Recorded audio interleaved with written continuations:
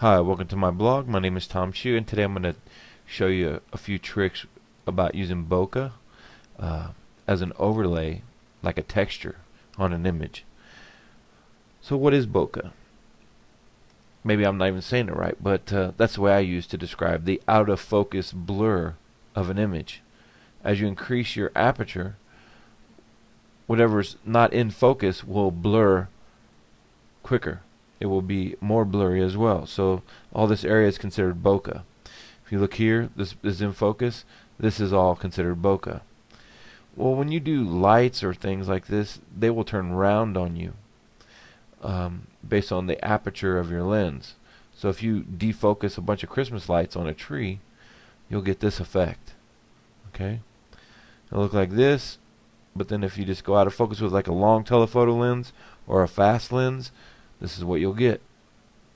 Some people use it to put as a background for pictures, like here, here, and here. But I'm going to show you how to do something a little different. There's another one with background. There's another one with background. So this is nothing new.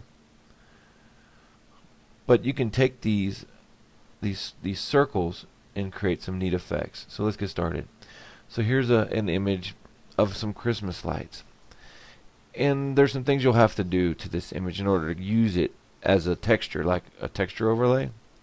If you try to use this as an overlay with a black background, it's going to cause you some problems. I'll show you what it will do actually. So we'll make both. I'm going to duplicate this layer. That's Control J or Command J on a Mac. Now we have two. Now I want to select everything. Okay, so I can just grab this and just draw a rectangle around it. That's everything selected. Or I can just hit Control A or Command A and select it all. Control All. It selects all.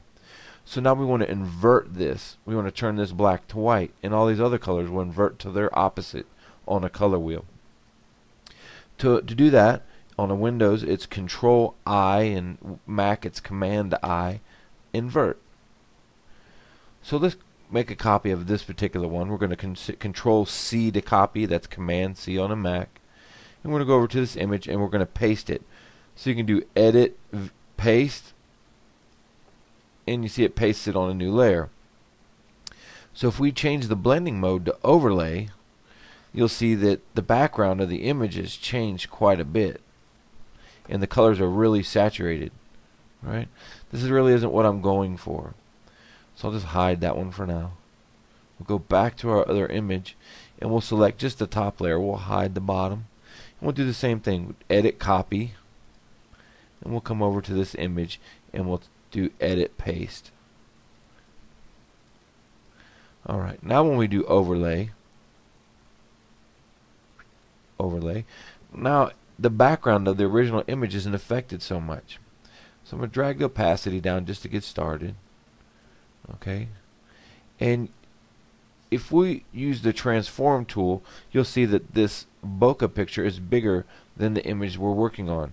So hit Control T, and you see it showing some handles that saying that this is bigger. So if you hold down the shift, it will constrain the size.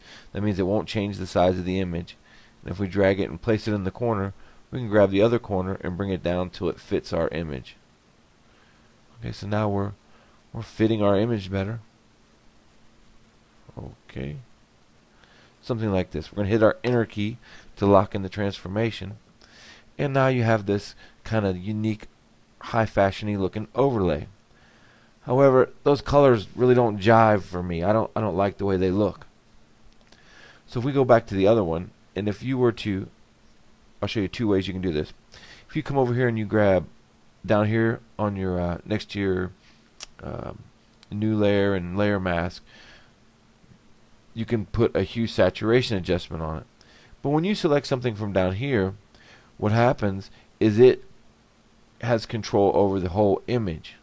Okay, so we'll go back to this hue saturation, click on this for adjustments, and if we clicked colorize, it will make everything one color, and the color will be based on what we select. Okay, so we can match it, so we don't have to have mismatched colors. It just, whatever's overlapping multiple times is just darker, and we can lighten it or darken it. Okay, so if we try to use that same technique over on this image, say if we tried to apply this hue saturation and we click colorize, it colorizes the entire image, not just that layer. Okay, so let's delete that. If we want to apply a hue saturation adjustment or any type of adjustment to an individual layer, we need to come over here and say image, adjustments, hue saturation. Now we have the same controls, however these controls are only affecting that selected layer. So we'll do the same thing, we'll hit colorize, and I'm going to try to choose a color similar to the yellow that's in her eye. Okay, so I can actually just click on it. I thought I could, well I guess I can't. Okay, so we're going to come over here, I'm going to bring my saturation up a little bit, just so I can see the color, and I'll back it off in just a second. Alright, so we'll see where we get. That's similar. That's green. Let me put some more saturation in there. Okay, that's pretty close. We'll click OK. And I can drag the opacity down to get rid of some of that. Bring it back up. That's too much. Now I want to take some of this effect off of her eye and anywhere else that I don't like it. But pretty much just her eyes where I'm going to take it off. Maybe if it was on her lips, I'd take it off her lips. But I'm going to leave it on the skin on her nose. And I might take it off of her makeup. I'm not sure.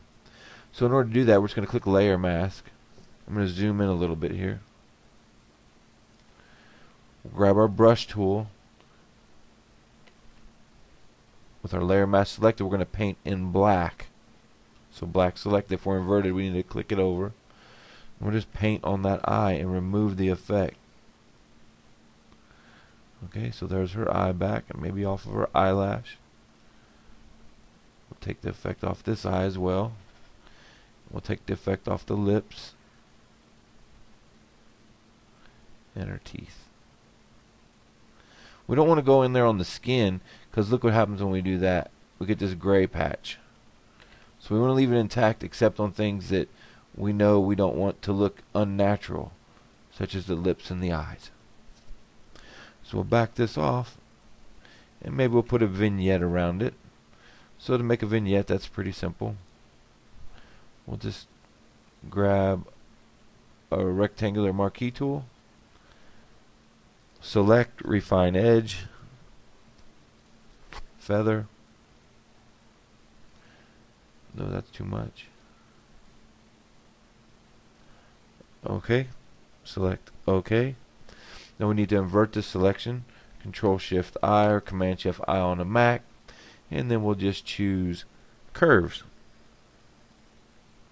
and we'll darken those edges down a little bit.